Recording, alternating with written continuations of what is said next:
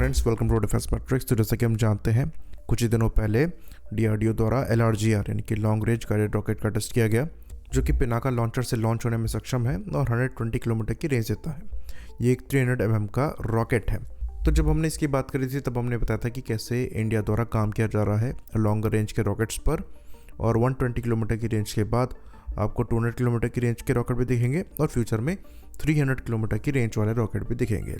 लेकिन ऐसा लग रहा है कि उस फ्यूचर में पहुंचने से पहले एट प्रेजेंट भी इंडियन आर्मी 200 से 300 किलोमीटर की रेंज वाले रॉकेट्स को सर्विस में इंडक्ट करना चाहती है।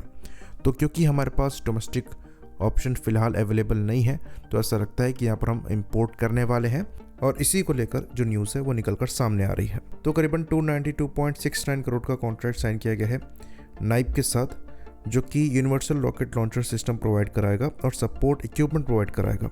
तो अब ये यूनिवर्सल रॉकेट लॉन्चर सिस्टम क्या है? तो ये यूनिवर्सल रॉकेट लॉन्चर सिस्टम जो है, ये Israeli pulse multi barrel rocket launching system को लॉन्च करने के लिए इस्तेमाल किया जाता है, और इस सिस्टम को इंडिया में नाइप द्वारा बनाया जा रहा है। तो ये कॉन्ट्रैक्ट शोकेस करता है कि ये इजरायली रॉकेट्स अल्टीमेटली लिए जा रहे हैं और ये इंडिया में ही बनाए जाएंगे। तो ये एक्चुअली एल्बिट सिस्टम के रॉकेट्स हैं। बड़े रॉकेट्स को लेकर लोकली मैन्युफैक्चरिंग करी जाएगी और ये नाइप लिमिटेड द्वारा करा जाएगा। तो मोस्ट लाइकली लाइसेंस के अंतर्गत इनकी लोकल मैन्युफैक्चरिंग होनी है और इनको लोकल प्रोड्यूस करके इंडियन आर्मी को सप्लाई किए जाने हैं। तो ये काफ़ी कैपेबल रॉकेट सिस्टम है और यहाँ पर 122 मिलीमीटर से लेकर 370 मिलीमीटर तक के रॉकेट्स हैं। तो 122 के बाद 160, 306, 330 मिलीमीटर और फिर 370 मिलीमीटर। तो जो 370 मिलीमीटर के रॉकेट्स हैं, ये actually predator hawk tactical ballistic missile है, जो कि 300 किलोमीटर की रेंज पे स्ट्राइक कर सकती है, और ये एक बार में ऐसी 4 मिसाइल कैरी कर सकते हैं। वहीं पर 306 मिलीमीटर में एक्स्ट्रा रॉकेट्स हैं, जो कि 150 किलोमीटर की रेंज में स्ट्राइक कर सकते हैं, और फिर दिलायला क्रूज मिसाइल भी इसमें आती है, जो कि 330 मिलीमीटर की है और 250 किलोमीटर की रेंज में स्ट्राइक कर सकती है। बाकी 160 मिलीमीटर के जो रॉकेट्स हैं, ये 40 किलोमीटर तक स्ट्राइक कर सकते हैं, जो कि ग्रैड के लिए हमारे द्वारा जो एक्सटेंडेड रेंज रॉकेट्स बनाए गए हैं उसकी रेंज को मैच करते हैं, जो कि 122 मिलीमीटर के रॉकेट सिस्टम से। हमारे लिए जो सिग्निफिकेंट है, ये 306 मिलीमीटर और 370 मिलीमीटर है, जिसके साथ 150 और 300 किलोमीटर की मैक्सिमम रेंज मिल रही है। बाकी दिलायला क्रूज मिसाइल तो है ही, जो कि 330 मिलीमीटर की है और 250 किलोमीटर की मैक्स रेंज के साथ आती है। लेकिन ये क्रूज मिसाइल है, तो यहाँ पर वॉरहेड की मात्रा मात्र 30 किलो की है। वहीं पर एक्स्ट्रा रॉकेट्स में और प्रेडेटर हॉक मिसाइल में ये आपको 120 kg और 140 किलोग्राम का मिल जाता है, जो कि सिग्निफिकेंट डैमेज को कॉज करने में सक्षम होगा। ये काफ़ी एक्यूरेट भी हैं। GPS और INS गाइडेंस भी यहाँ पर प्रोवाइड किया गया है। तो ये काफ़ी कैपेबल सिस्टम है और इनके बारे में हम पहले भी बात कर चुके हैं।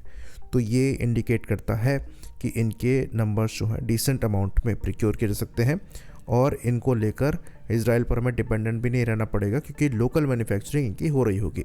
तो कुछ ही दिनों पहले हमने डिस्कस किया था कि कैसे इंडिया और इजराइल के रिलेशन जो है वो इम्प्रूव हो रहे हैं, और कई इजरायली कंपनीज अपने इंपॉर्टेंट डिफेंस इक्विपमेंट्स को इंडिया में मैन्युफैक्चर करवा रही हैं, और वही चीज़ यहाँ पर दिखाई दे रही है।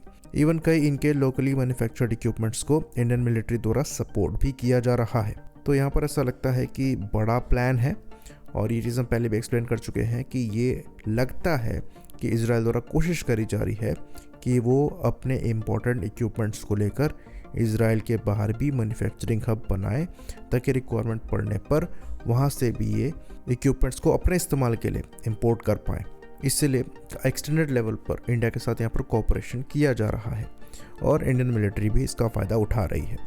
तो ये जो रॉकेट सिस्टम है, ये काफ़ी ज़्यादा कैपेबल है, और फिलहाल हमारे पास इतनी रेंज के रॉकेट सिस्टम नहीं है। हम एक्सटेंडेड रेंज के रॉकेट सिस्टम्स बना रहे हैं, लेकिन अभी हमें समय लगेगा। हम 120 किलोमीटर तक अभी पहुँचे हैं। 200 और 300 किलोमीटर के रॉकेट्स बनाते बनाते 4-5 साल चले जाएंगे सर्विस में इंडक्ट करते करते। उससे पहले कैपेबिलिटी मेंटेन करना ज़रूरी है। Most likely as a stop gap ही ये रॉकेट आर्टिलरी सिस्टम हमारे द्वारा लिए जा रहे हैं। तो कई जगह पर इसको ऐसे देखा जा रहा है कि ये लोकल R&D को चैलेंज कर रहा है, पर हमारे हिसाब से एक इंडियन कंपनी को ये सपोर्ट कर रहा है, साथ में जो एग्जिस्टिंग रिक्वायरमेंट है उसको पूरा कर रहा है। अल्टीमेटली गोल हमारा जो है, ये डोमेस्टिक रॉकेट्स को इस्तेमाल करने का है, जो कि अंडर डेवलपमेंट चल रहे हैं, और रॉकेट आर्टिलरी की बड़ी रिक्वायरमेंट है।